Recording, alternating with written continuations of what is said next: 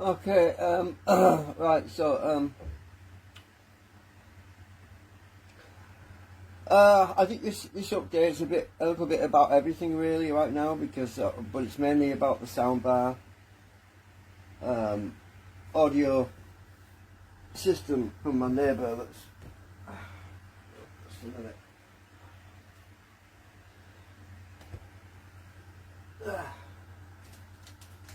Okay. I've been distracted because of everything happening, because of my computer and everything. Obviously, there's multiple things going on right now.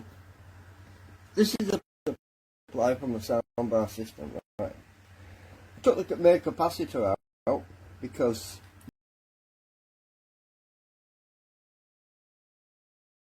the big power supply capacitor. Because do you remember in previous video I was talking about the small capacitor, which was baked. It was cooked. It was here, mounted right next to this resistor. This I'm not even sure what value it is actually. I think it's a 1 ohm or something. Oh, actually, I might be able to see. 0.1 ohm. It's actually up at 1 ohm. I can barely see it because there's a big blob of thermal cement on it. But so I recently replaced that capacitor, which is this one here, right? Don't know why I'm holding the anti-static bag. This thing's not that sensitive because it's all in situ. So I replaced this one. Now previously my meter, my multimeter, which is the mapping from the 80s, 1980s, we could not read larger capacitor values above about 20 microfarad on my small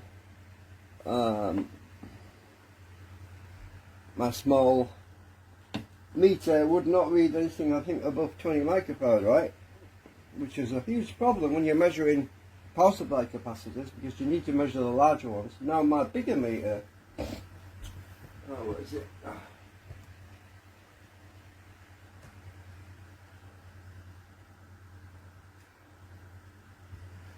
My bigger meter, which is also a Mapley, which is white gold, the white gold version, which is from the 1980s.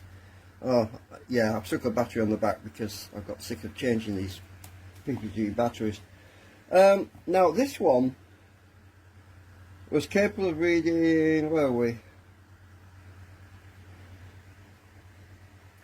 Maximum of 200 microfarad, which is right there. I've got some tape on because I'm holding the battery box at the back. I'm sick of picking P12 batteries. So the maximum of the value that this meter could ever read was 200 microfarad, right? So, and it wasn't that brilliantly accurate now, because I mean, it doesn't read ESR, it doesn't read. It's old. I mean, and the model of this was WG021. That was this one. Anyway, so when I recently got this, when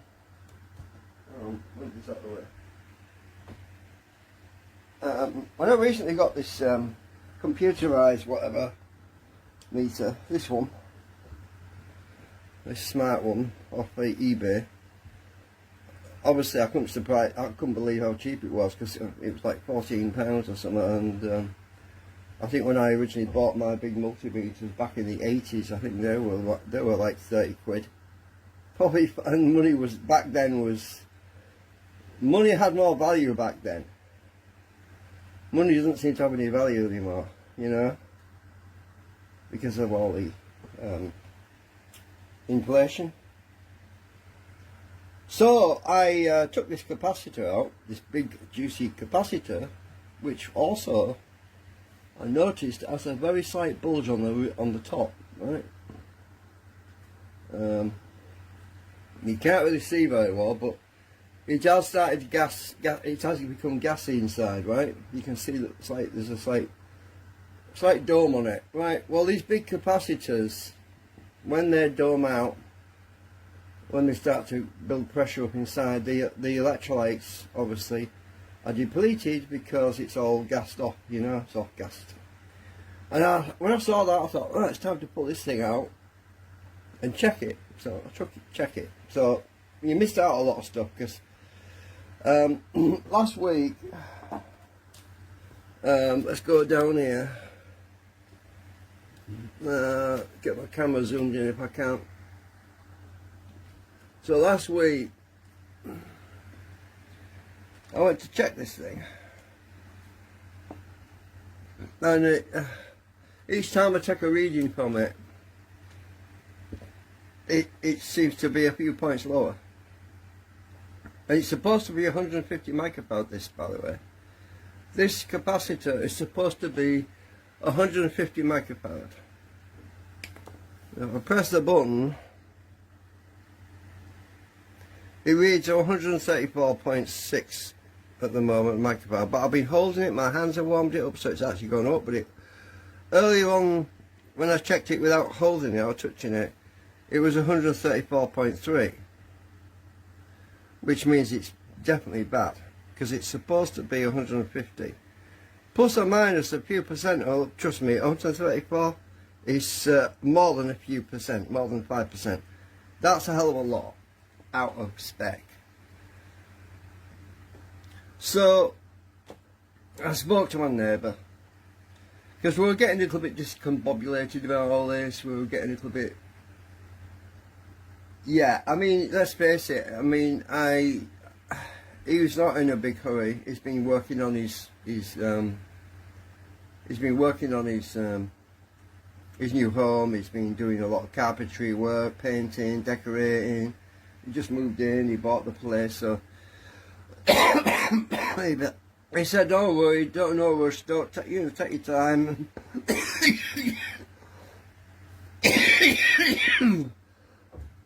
And I'm still half asleep. I only woke up about 20 minutes ago, and I thought I need to get this video done because I've been meaning to do it for weeks, well, days. This particular one about this capacitor, right?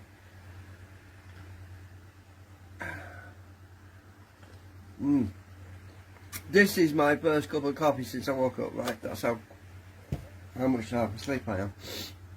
Anyway, so having talked to him about,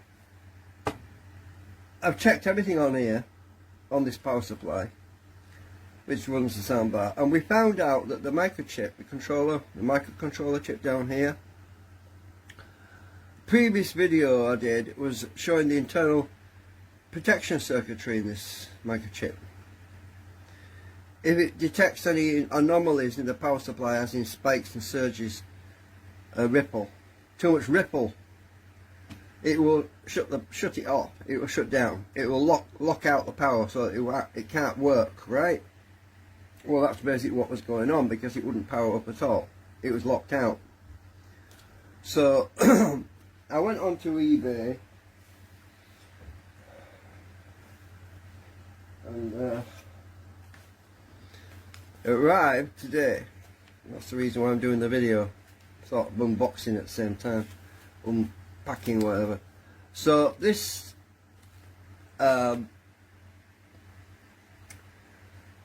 is the new capacitor, right? So let's open this up. It would help if I use the right tools.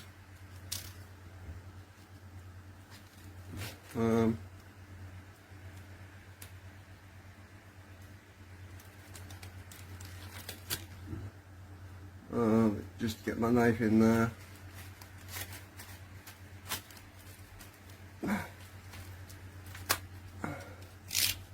Right.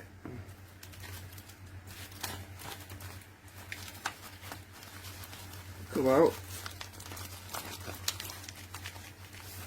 Oh, let's see there. Why is it stuck?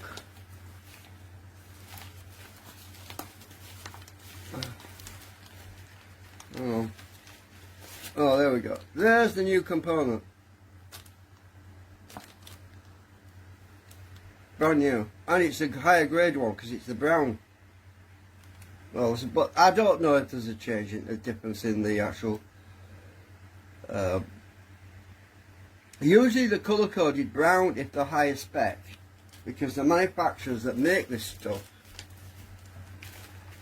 they have a certain standard. The manufacturers make these hi-fi pieces of hi-fi equipment. They do have a certain standard, right? And they usually have a colour coding that they understand that aren't supposed to mean anything to the rest of us, right? And this is exactly the right size capacitor. This is exactly the right size, and it's the right type, and it should be. Well, it's brand new, and it's not bulging. And it's a company that supplies new old stock. It's new stock. It's brand new stock. Well, it's been stored in a warehouse for many years, and fingers crossed it'll still be good. So this is 400 volt,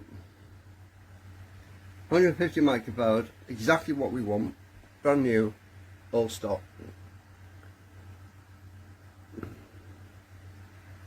I'm going to check it before I actually put it back in the board. Obviously it's a good idea to check. So take this one out, because this one's the duff one. Total junk. Basically, it even got a B on it, which probably means it's got a red dot on it. I never put that on there. And this old one, it's probably was on the verge of, it's probably cheap, nasty or whatever. This is the new one.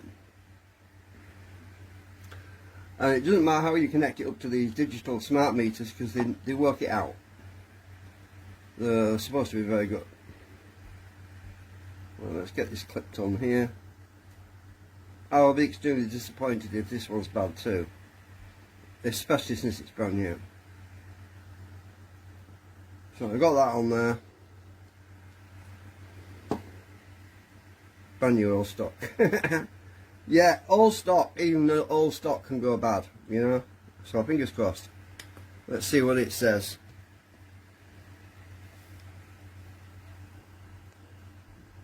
Well, it's not perfect, but it's 140.8 microfarad. It's definitely better than the original one. Why is it so low? Maybe because it wants to be in service. It's probably not being used. It's probably been in storage a long time. I'm not 100% happy about that. 140 microfarad is a bit low, considering it's supposed to be new. But it's not been baked. It's never been used, so it's probably been in storage for, I don't know, how many years? The only way we'll find out is if this thing, there's a thing called capacitor reformation. There's a thing it's called reforming. Capacitors usually, when they've been stood for a long time, they need to be reformed. So we'll have to charge this beast up and well, I'll just put it back in the board and put it back together, and fingers crossed everything works. Anyway, I tell you one thing, it's heavier than the other one that's gassed off. Let me show you. Hang on. Right, unconnect that. This one is heavier than that one, even though this one's got a lot of bloody, what do you call it, cement all over it. I should get that off a bit, I suppose, if I can. I'm going to weight it. Well, I can't get it all off. It's stuck on there really good. Right, let's weigh these beasts and see what the difference is between them.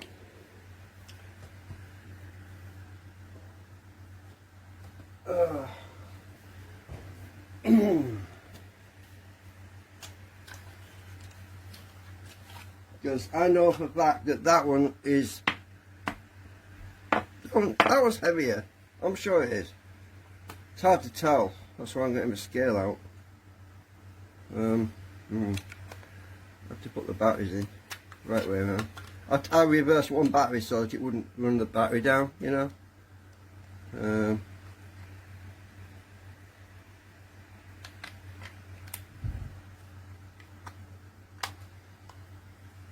Right, it should be on, yeah. Right, let's put this on here. Right, okay, let's see if we can. What the hell smells? Something burning. Oh, you can see that scale, good. Well, let's put the original one on here. And that weighs 19.2 grams. Now the new one, yeah, 21.4 grams. You see, the new one is definitely heavier. It's got more electrolyte in it. 21.4 grams. And the original, which is feeling light to me, 19.2. So yeah, how much does electrolyte weigh? Well, I don't know exactly, but I'll tell you so much, it'll probably be close to a gram. So that thing is gassed out, gassy. I mean, the closest I can come to,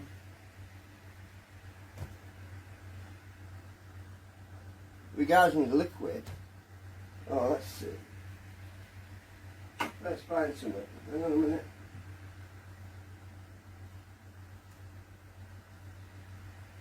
Just a minute, I've got an idea.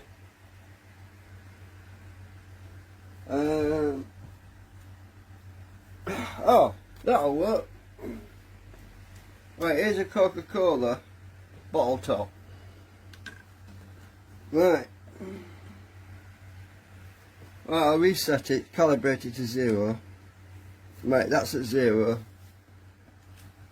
How full do I have to make this before it'll weigh about a gram?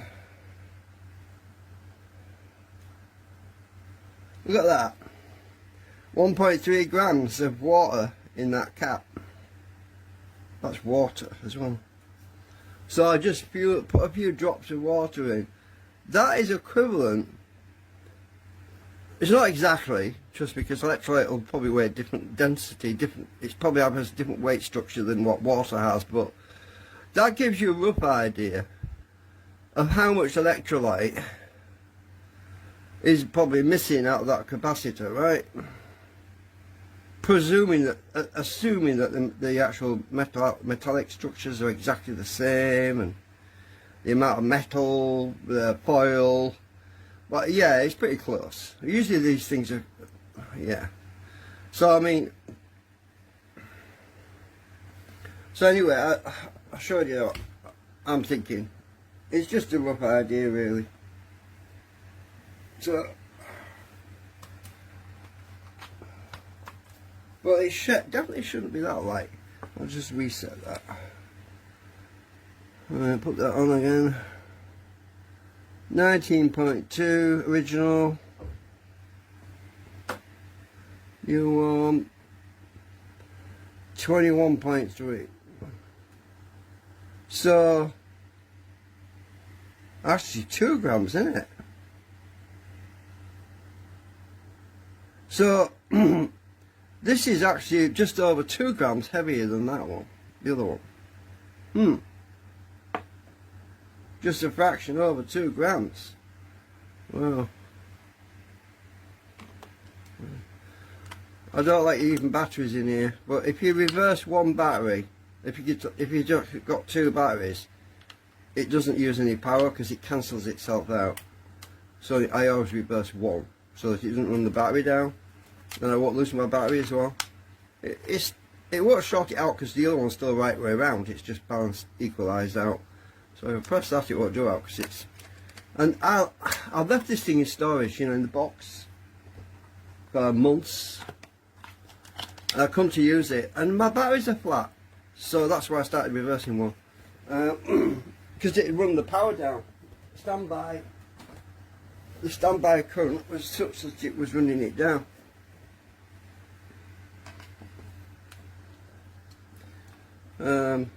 What else was there to update you on?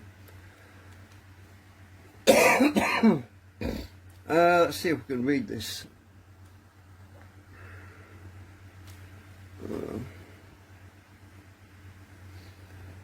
Don't know if you can read that. But anyway, so oh, something else I was gonna. Oh, my friend Scrippy, I think I mentioned about, passed away.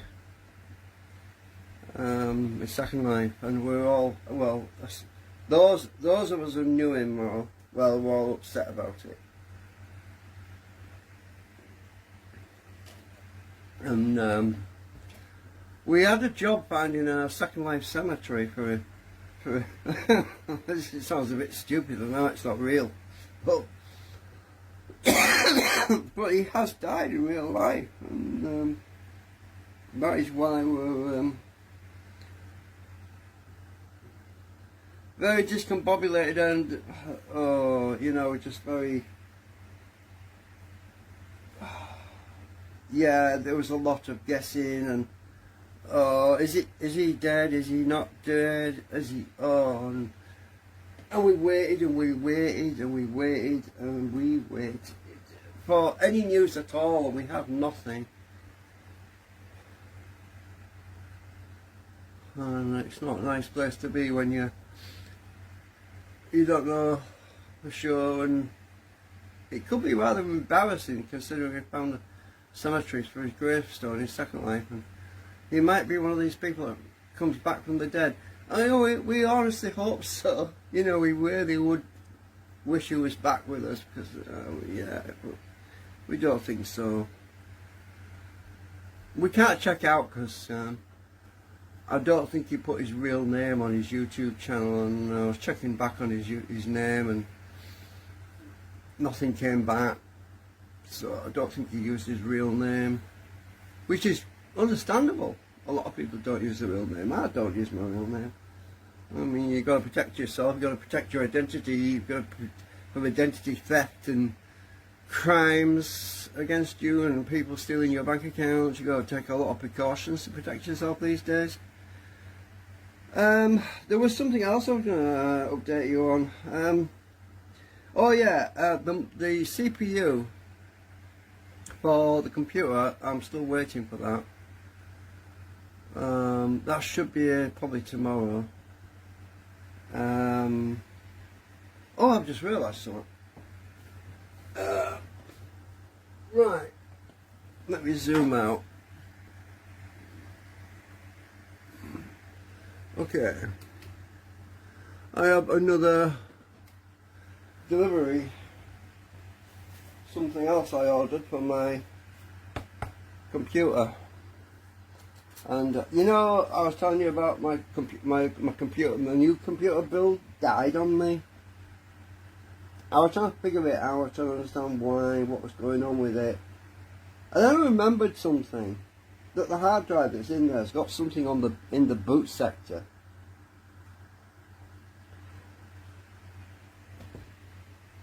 Let's see if I can get it out. This computer was killed. And I was using this Kingston for my Zorinos 17 install. This is an old recycled, I bought it second hand, right, off eBay. I remembered it had a boot sector on there, and I started thinking, I wonder, could that be a boot sector virus? Could there be a freaking virus on here that killed my motherboard and my CPU? Is that why it suddenly died on me? I don't know. I just don't know, right? But I wasn't going to take any chances, because I'm waiting for another CPU, and I'm also going to get another. If I have to get another motherboard, I will do. But I decided to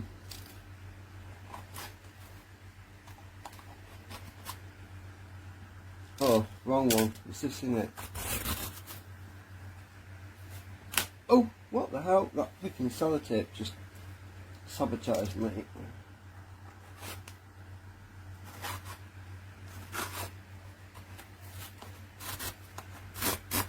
There we go. So I decided to take no chances.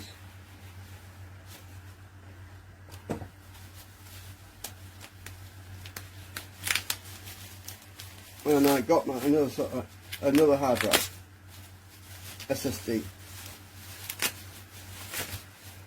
So if I can get that machine fixed,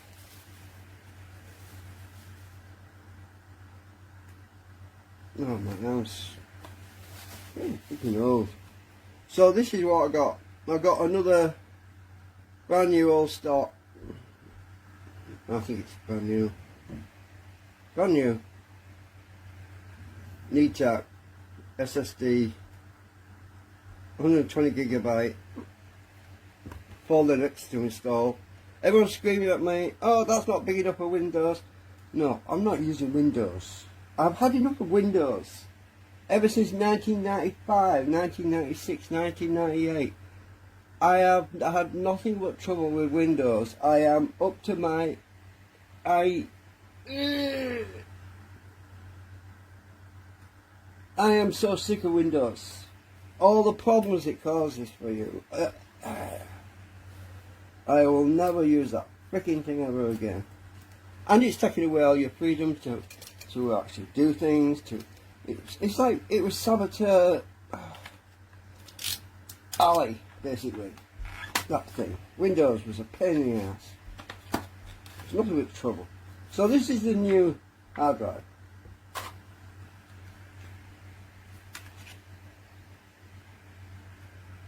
So when I get the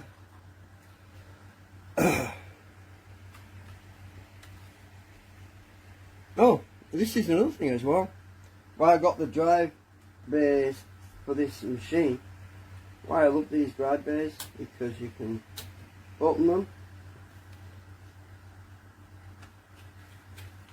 You put your SSD drive straight in your machine without taking it apart.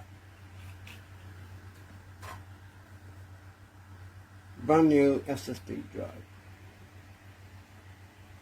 Just put it in the machine. Close the door.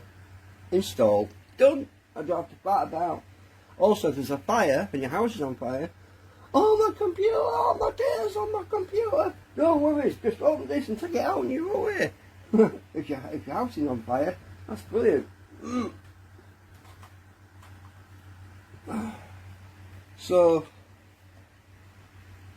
yeah, those drive caddies are really useful.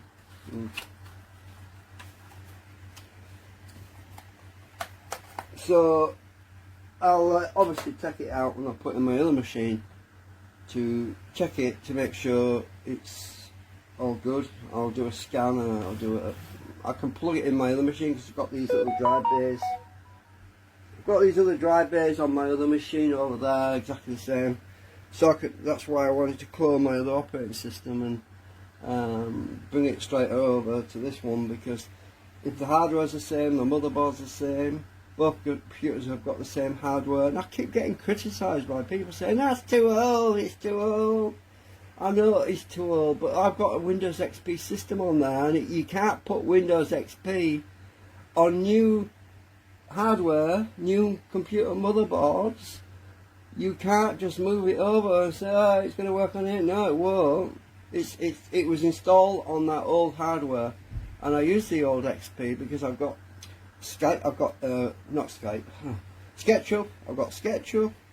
I've got my 3D printing design software on there for doing my 3D printer, which is old, by the way. And it's a custom one. It's not a. It was custom built by my friend in America, right? And all the drivers and everything are all installed on that XP, right? I haven't set anything up for 3D printing on Ubuntu or Linux, right? Which is why I have to use that old XP system for when I want to do 3D printing. Now probably you'll understand now why I'm trying to clone another machine with also the capability for me to do 3D printing now. Because then I've got two machines, both got, well, one's got XP on it, which I could use to, I could move the XP across to this one if I wanted to do, but I'm not going to do that yet. But because it's offline, it's not on the internet, so it's not a risk of any viruses or anything, because it's not using the internet. I've disabled the network adapter, right? So, in theory, I could use one machine for doing my internet browsing and stuff while I'm doing 3D printing stuff on my other machine, right? You get it? But if the other machine ever died, right, which it could do. You never know. I mean, this one freaking died. It was supposed to be a new build. But if that ever died, then I would just move the XP drives over to this other machine, and I could carry on as is normal, right? That's the idea. And everyone's telling me, hey, you have machines too, you're building an old computer, that's no good, you won't play all the latest games. I'm not playing games. Oh, it's frustrating, you know what I mean? People can say, you can't play all the latest Windows, you can't play all the games and that. Oh, yeah, I know, I don't play games. Well, Second Life is not technically a game, it's called Second Life, because it's not called Second Game, it's called Second Life, because you can do things in it, like Sims. Now look at Sims, right? That's not a game, is it? It's, well, people might say it's a game, but it's not a game. It's a social, interactive thing where you interact with people, or virtual people. Well, Second Life is a bit like that, right? It's not a game. A game is, it's got scoreboards, you know. You had one, you got 6 points, you got 8 points, yeah, that's a game, right? I've been walking around Second Life, God knows how long, and the only time I ever come across a scoreboard is when somebody invites me to their home and says, do you want to play Scrabble or something? I think, no, not really, I'm not into games. But people do that all the time, asking me, oh, do you want to play a game? In Second Life, and I said, not really, but I tried it last night and it was a complete waste of time actually. I lost anyway, but I mean, I don't like playing games. I want to be doing something practical, something functional. So, this power supply, to all this freaking talking about nothing, and I'm bombarded with script kiddies, well, kiddies who don't know what the hell I'm really doing. Look at this, oh, that fits in perfectly, look at that. It doesn't even fall out, because it's got these little bends on the things when you push them in. They kind of snack, go in the hole and bend back and hold it in place. That's how these capacitors legs work. So that's in place, it's in the right way around, because look, pull it out, negatives at the top, negatives at the top, negative, right? You always get these things right around, you don't want to blow yourself up. And you just push it in, and now I've got to solder it. I just got to solder that in place, and we're good as new, look, brand new. New capacitor, new old stock. So I'll be doing that later. Not doing it right now. So, also, I wanted to warm it up a bit with my hand. That capacitor, I want to warm it up a bit, and I want to check the values to make sure it's still good. I mean, it's brand new, it should be good, but I mean, I want to see if the value goes up on it, because it's been probably in the warehouse for God knows how many years. Anyway, I'm going to thank you for watching. I think I've covered everything as far as where I'm going right now. It's just been so friggin' slow trying to get everything done. What with everything else going wrong, and so I'm just to recap. I'm waiting for what the hell?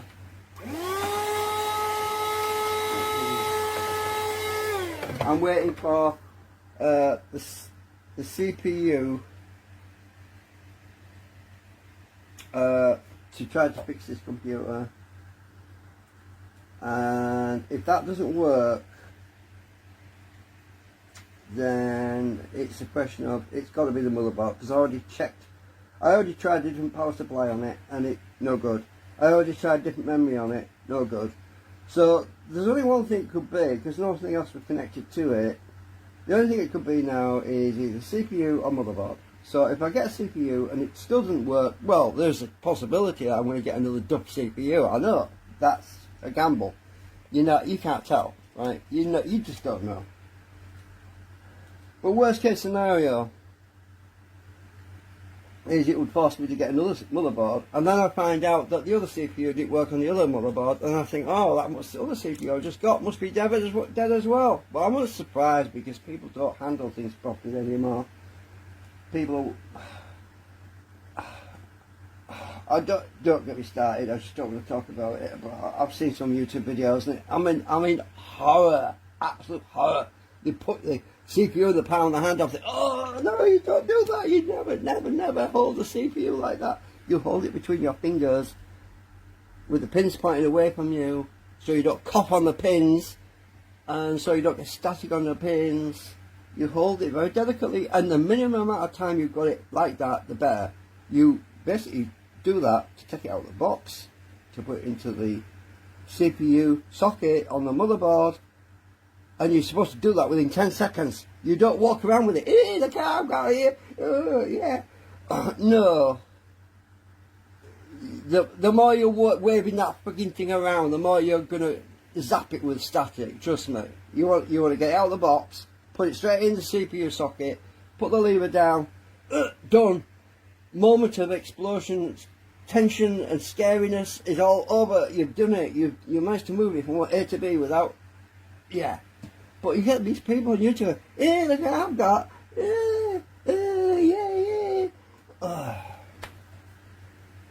And it really does my head in when I see people waving them around like that. I mean, you've got all those pins, what is it, 240 pins? Only one of them needs to get hit by a static discharge. That's it. End of story. The end. Anyway, I'm off.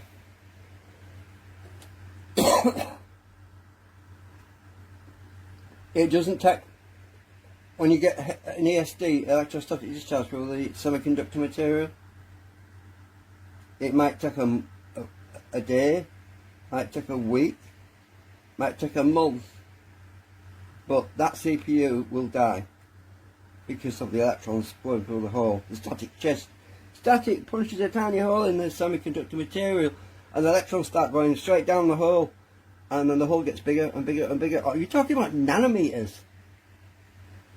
Nanometers. Tiny hole. You're so freaking small you can't even see it. You need electron microscopes to see them freaking holes. Trust me. But that's what caused them to cascade and go. Yeah. Anyway, I'm going. So I'm really getting uptight now.